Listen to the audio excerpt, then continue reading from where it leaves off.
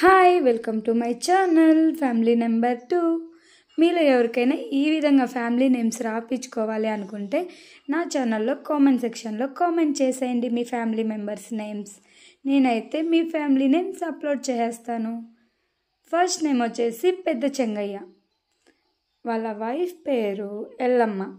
వాళ్ళకైతే 3 పిల్లలు, 2 కొడుకులు 1 కూతురు. 2 కొడుకుల పేర్లు ఫస్ట్ చూద్దాం, తర్వాత కూతురు పేరు.